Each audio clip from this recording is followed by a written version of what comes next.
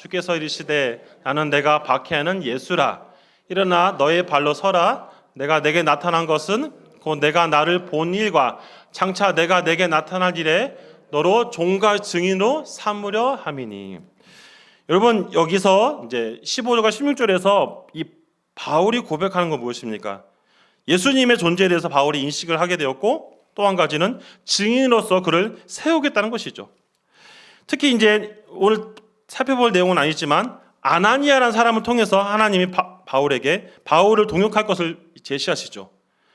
9장의 내용까지만 해도 바울은 사람들에게 어떤 이미지였습니까? 교회를 박해하는 그런 사람이었습니다. 근데 그 사실을 듣고 아나니아가 굉장히 고민한 것이죠. 그때 하나님이 아나니아에게 하신 말씀이 무엇입니까? 바로 이방인과 왕들에게 하나님 뜻을 전하게 할 택한 그릇으로 하나님이 사용하신다는 것을 아나니아에게 이제 위로하시면서 말씀하신 것이죠. 그것이 이제 그가 사도행전 전체적인 흐름 속에서 그가 3번의 전도 여행을 떠나고 또 그가 억울하게 감옥에 들어왔음에도 불구하고 복음을 증거하는 명분이 되는 것입니다. 9장에서도 그렇고 20장에서도 그가 핍박하였던 그 예수 그리스도가 누구신지에 대해서 설명을 하고 있는 것이죠. 그러면서 이제 오늘 본문 계속해서 그가 언급하고 있는 내용을 살펴볼 건데요. 우리 17절, 18절 말씀 다시 한번 읽어보겠습니다. 시작.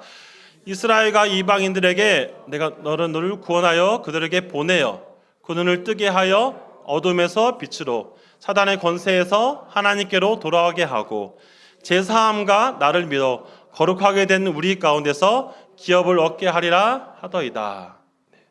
자, 중요한 것은 무엇입니까? 어둠에서 빛으로.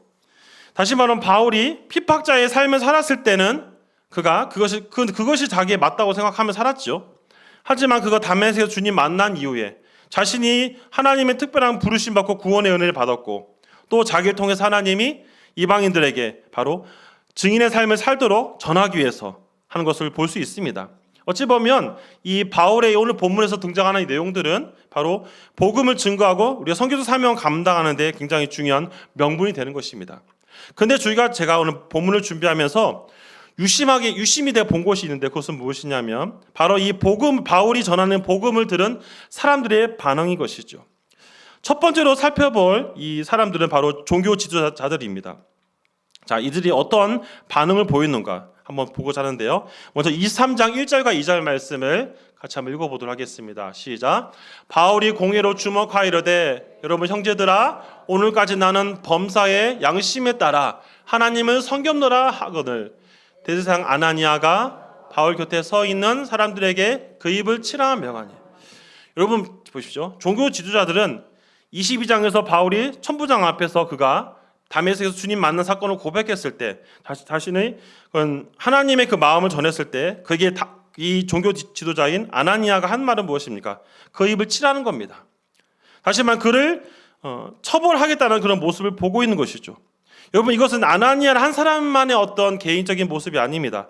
당시 종교 지도자들의 모습 가운데 바울이 전한 복음을 듣기를 거부하는 사람들이 있다는 것이죠.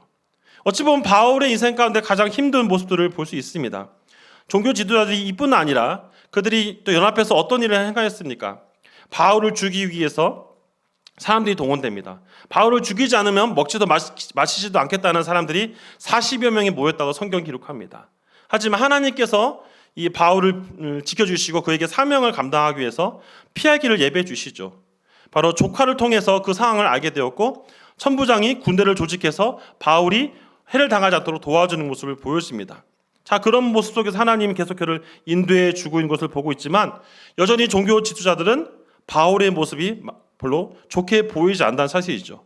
이것은 종교 지도자들뿐만 아니라 당시의 총독이었던 벨리스와 베스도도 마찬가지였던 것을 보게 되는데요. 오늘 24장 27절 말씀을 같이 한번 화면을 보시면서 읽어보겠습니다. 시작. 이태 지난 후 브리기오 베스도가 벨리스의 소위를 이어받으니 벨리스가 유대인의 마음을 얻고자 하여 바울을 구류하여 두니라. 여러분 24장 앞부분에 보면 어떤 내용이냐면 바울이 이 벨리스와 그의 부인에게 복음을 전했던 사건이 있습니다. 하나님의 말씀, 천국 소망에 대해서 그리고 앞으로 심판에 대해서 그가 복음을 전했지요. 근데 성경에 어떻게 기록하고 있냐면 그 말을 듣고 두려워했다고 하고 있어요. 두려워했으면 어떡합니까? 그 말을 듣고 변화를 일으켜야죠. 회개를 했다던가 뭔가 액션을 취해야 됩니다. 근데 이 벨릭스와 그의 아내는 그를 이제 나중에 또대가 되면 부르겠다 하면서 그를 돌려보내고 그를 통해서 어떤 금전적인 어떤 요구를 행하는 장면들을 볼 수 있습니다. 이것이 무엇을 얘기하고 있냐면 당시 벨릭스라는 이 총독이 그가 총독으로 일을 했다는 것을 보여주고 있어요. 바울을 통해 복음을 들었어요. 하지만 그는 여전히 그의 마음속에 사악한 마음을 버리지 못했습니다. 어떤 마음이냐면 그는 총독으로서 본인이 섬기고 있는 나라에 최선을 다해 관리의 역할을 해야 되는데 돈에 눈이 먼 사람이었습니다. 물론 그에 대한 자료들을 검색해 보면서 살펴본 것이 있는데요. 이 벨릭스라는 이 총독이 원래는 노예 신분이었습니다. 어떠한 관계 속에서 끊임없이 노력해가지고 어떻게 총독의 자리까지 올라왔어요. 하지만 그 자리에 올라와서도 여전히 그는 버리지 못한 것이 무엇이냐면 자신이 행복을 줄 수 있는 것은 돈밖에 없다라는 생각이었습니다.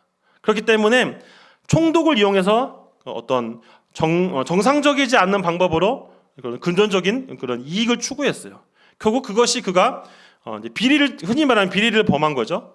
그래서 결국 그는 그 총독의 자리에서 쫓겨나게 되었습니다. 또한 그는 복음을 듣고 나서도 그 복음대로 살지 못했던 한 가지 모습이 뭐냐면 그의 아내가 정상적인 방법으로 결혼하지 않았다는 거예요. 그의 아내는 원래 유부녀였습니다. 너무나 외모가 예뻤나 봐요. 그러다 보니까 자신의 권력을 이용해서 그 여인을 자신의 여인으로 그러니까 어찌 보면 빼앗은 것이죠. 그리고 결국 자신이 부정한 방법으로 돈을 착복하고 그 아내와 함께 그가 이제 살게 되었지만 하나님께서 그를 심판하십니다. 어떻게 심판하시냐면 당시 로마에서 벌어진 화재로 인해서 화산 폭발로 인해서 모든 것을 잃어버리고 생명도 잃어버렸다는 그런 내용들이 있습니다. 그것이 무엇을 얘기하고 있냐면 복음을 듣고도 회개하지 않고 증인으로서의 가치를 무시했다는 사실입니다. 또 한 가지는 바로 이 베스도의 총독의 모습인데요. 오늘 26장 24절 말씀 한번 읽어보도록 하겠습니다. 시작. 바울이 이같이 변명하되 베스도가 크게 소리내어 이르되 바울아 내가 미쳤도다 내 많은 학문이 너를 미치게 한다 하니. 여러분 여기서 이 베스도가 말하는 이 문장에서도 미쳤다라는 표현은 바울이 정신적으로 이상했다는 표현을 얘기하는 게 아닙니다. 이게 의미를 살펴보니까 어떤 것이 있었냐면 이 베스도가 말하는 이 뜻은 바울의 얘기에 대해서 듣고 싶지 않다는 겁니다. 바울이 말하는 그 복음에 대해서 전혀 납득을 하려고 하는 마음이 없다라는 거예요. 더 이상 내 앞에서 그 예수에 대한 얘기를 하지 마라라는 그런 부분들을 얘기하는 겁니다. 즉 무엇입니까? 그가 벨리스 총독에 이어서 자신이 총독으로 이어받아가지고 살펴보았지만 자신이 총독의 역할을 하고 있지만 여전히 그가 어떻습니까? 바울이 전하는 그 복음을 그 마음으로 받아들이지 않았다라는 측면을 볼 수 있는 것이죠. 세 번째로 볼 사람은 바로 아그리빠 왕의 모습인데 오늘 본문에 등장하는 아그리빠 왕인데요. 아그리빠 왕은 어떻게 행동을 하였는가? 또 우리 26장 31, 32절 말씀을 같이 읽어보겠습니다. 시작. 물러나 서로 말하되 이 사람은 사형이나 결박을 당할 만한 행위가 없다 하더라. 이에 아그리빠가 베스도에게 이르되 이 사람이 만일 가이사에게 상소하지 아니하였더라면 석방될 수 있을 뻔하였더라. 네, 여러분 이 32절에 보면은 이 아그리빠가 말한 게 뭡니까? 봐도 이 바울은 잘못한 게 없어. 하지만 그가 이제 황제에게 어떤 이 소송권을 냈기 때문에 너를 쉽게 풀어줄 수는 없다라고 이 문장은 이렇게 얘기하고 있습니다만 전체적인 흐름 속에서 보면 아그리빠 역시 누구를 의식했냐면은 당시의 종교 지도자들과 유대인들을 의식했습니다. 왜냐하면 보통 아그리빠 2세라고 하는데요. 바로 이 사람의 이 출신을 보면 우리가 잘 알고 있는 헤롯 대왕의 중손자로 언급되어져 있습니다. 또한 그의 아버지 아그리빠 1세는 사도행전 12장에 등장하는 야고보 사도를 순교하게 만든 장본이기도 하지요. 그 집안 속에서 그가 보고 자란 것은 무엇입니까? 자신의 어떤 고난을 지키기 위한 것 외에는 아무것도 없습니다. 그러려면 아무래도 유대인들과 관계를 잘 맺어가야 되기 때문에 바울이 말하는 것에 그렇게 어떻게 보면 잘 듣지 않은 것으로 전체적으로 볼 수 있습니다. 제가 이 부분을 잘 언급하는 이유가 뭐냐면 바로 이것을 얘기하고자 하는 것입니다. 사랑하는 성도 여러분, 하나님께서는 우리에게 복음을 들을 기회를 주셨습니다. 교회를 통해 하나님이 어떤 분이고 예수님이 어떤 분인지를 계속해서 알려주십니다. 근데 중요한 건 뭐냐면 그것을 듣고 깨닫고 변하는 사람이 있지만 그것을 듣고 거부하는 사람이 있다는 거예요.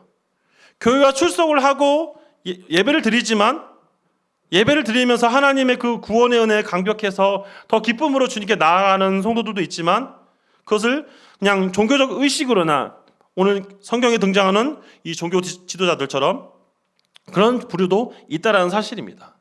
그런 부류들이 말하는 것이 무엇입니까? 복음 듣기를 귀찮게 여깁니다.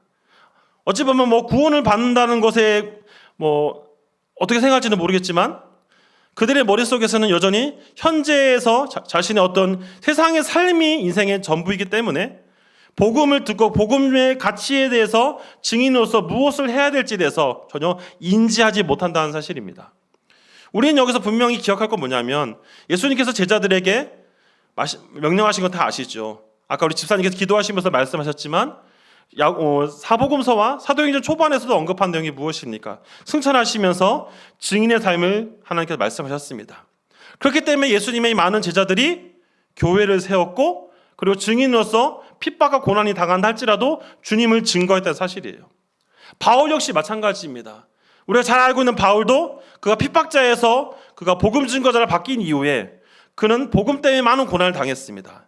지금 바울은 감옥에 있죠. 감옥에 왜 있습니까? 보통 감옥에는 잘못한 사람이 갑니다.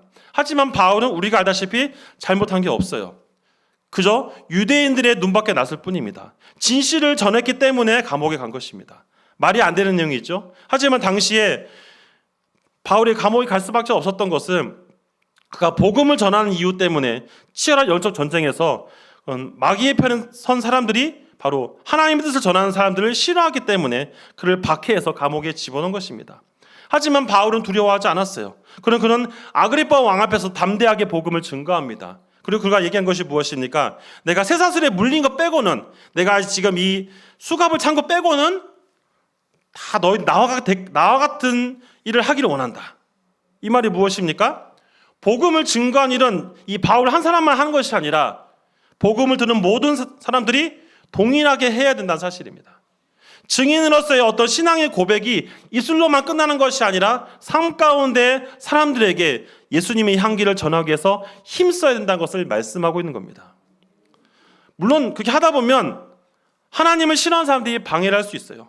복음 듣기 거부한 사람들이 그것에 대해서 핍박을 행할 수 있어요. 성경도 얘기하지 않습니까? 사도들이 복음을 전할 때 예수 그리스도를 살아계신 예수님을 전할 때 그들이 이 종교 지도자에 의해서 채찍에 맞았습니다.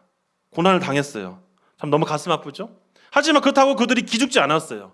그래도 계속해서 복음을 전했습니다. 이유는 무엇 때문입니까? 어떤 종교 지도자들, 눈에 보이는 사람들의 그런 위협보다는 이 모든 것을 주관하시고 다스리시는 하나님을 더 바라봤기 때문이에요. 사랑하는 성도 여러분, 우리가 복음 증거의 증인의 삶, 오늘 또 이 증인의 얘기를 같이 나누고 있는데요. 하는 이유는 바로 주님께서 우리에게 명령하셨기 때문입니다. 주님께서 우리에게 그것을 행하기를, 교회를 통해서 행하기를 원하시기 때문에 우리가 이렇게 살아가고 있는 것입니다. 바울의 인생 가운데 그가 계속 핍박을 당했었지만 그럼에도 불구하고 이 누가는 사도행전 통해서 계속해서 강조하는 이유는 바로 바울 한 사람 때문에 또 복음을 듣고 깨달은 사람도 있기 때문이죠. 예를 들면 이것입니다. 우리가 잘 알고 있는 빌립보서가 세워지는 배경 속에서도 그렇죠. 귀신들은 여자 종을 예수님의 이름으로 치유하였습니다. 근데 억울한 감옥에 갔죠. 하지만 거기서 그가 찬양과 기도하며 하나님을 예배했을 때 나중에 누구를 만나게 됩니까? 간수와 그와의 가족들을 만나게 되고 그들에게 복음을 증거하는 하나님의 은혜를 경험하게 됩니다. 성도 여러분, 이것은 성경의 하나의 이야기고 또 사실이지만 이것이 과거의 이야기로 끝나는 것이 아닙니다. 지금도 우리를 통해서 하나님께서 하나님의 말씀을 듣기를 사모하는 사람들, 하나님이 구원하시기로 계획하신 사람들에게 복음을 전할 수 있기를 원하고 계시는 겁니다. 복음을 전할 때 때로는 핍박이 오십니까? 때로는 어려움이 있으십니까? 하나님이 기억하고 계십니다. 하나님이 다 보고 계시는 거예요. 그렇기 때문에 순간에 당하는 어려움, 고난에 기죽지 마시고 주님을 바라보시면서 증인으로서 삶을 살기를 소망합니다. 바울은 계속해서 어떻게 살았느냐? 28장 30절 31절에 이렇게 이야기하고 있는데요. 한번 보겠습니다. 시작. 바울이 온 이태에 자기 셋집에 머물면서 자기에게 오는 사람을 다 영접하고 하나님 나라를 전파하며 주 예수 그리스도에 관한 모든 것을 담대히 거침없이 가르치더라. 바울은 자신 제수의 신분으로 로마로 갑니다. 로마 가서도 그가 황제 앞에서도 담대하게 복음을 전하는 담대함이 있습니다. 성도 여러분, 한번 생각해 보십시오. 성도들께서 최고의 권력 기관을 가진 사람 앞에서 담대하게 복음을 전할 수 있겠습니까? 네, 쉽지 않은 모습이에요. 어떠한 상황에서도 그렇게 할 수 있다는 건 쉽지 않은 모습입니다. 하지만 바울이 그렇게 담대하게 할 수 있는 이유는 바울이 주님을 만났기 때문에, 증인으로서 무엇을 해야 되는지 알기 때문에 본인이 당하는 핍박을 전혀 두려워하지 않는 거예요. 하나님께서 나를 지금까지 지켜주셨기 때문에 설령 내가 순교를 당한다 할지라도 하나님께서 기억하시고 반드시 열매를 맺어주실 거라는 하나님을 향한 분명한 고백입니다. 그런 사람은 세상도 감당치 못한다는 거예요. 성도 여러분, 기억하십시오. 우리가 복음을 듣고 하나님 뜻대로 살아가면 핍박은 오지만 반드시 핍박을 이길 힘도 하나님이 주시고 하나님께서 모든 것을 다 다스리신다는 사실을 기억하시기 바랍니다. 말씀을 정리하면서 성경 한 구절 다시 읽고자 하는데요. 고린도전서 1장 18절 말씀을 같이 한번 읽겠습니다. 시작. 십자가의 도가 멸망하는 자들에게는 미련한 것이요 구원 얻는 우리에게는 하나님의 능력이라. 네, 바울은 고린도전서를 통해서 분명히 얘기하고 있죠. 십자가의 도에 대해서 들은 사람 중에 두 부류를 얘기합니다. 한 사람은 그것을 미련한 것을 여기고 가치 없는 것을 여깁니다. 하지만 한 사람은 어떻습니까? 그것을 하나님의 능력으로 여기고 살아가는 것입니다. 사랑하는 성도 여러분, 저와 여러분들은 십자가의 도를 듣고 그것을 능력으로 여기고 사는 사람인 줄 믿습니다. 앞으로도 주님이 오실 그날까지 이 선교 사명 잘 감당하시면서 힘들고 어려울 때마다 주님을 바라보시기 바랍니다. 주님이 해결해 주실 것이고 주님께서 다 정리해 주실 것입니다. 그렇기 때문에 기죽지 마시고 끝까지 주님 사명 잘 감당하여 증인된 성도의 모습을 살기를 소망합니다. 기도하겠습니다. 하나님, 오늘 성교 헌신 예배를 통해서 우리가 다시 한번 또 증인으로서 결단합니다.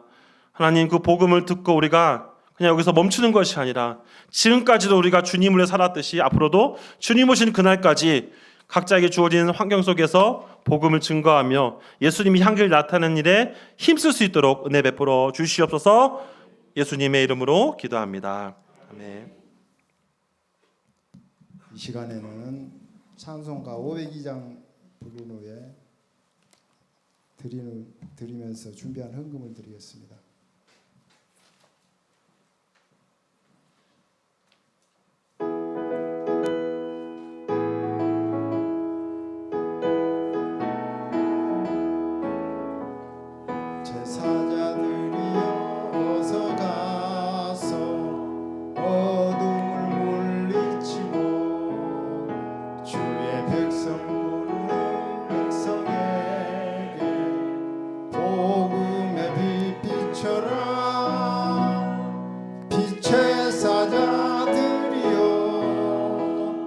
복음의 빛 비춰라. 죄로 든 밤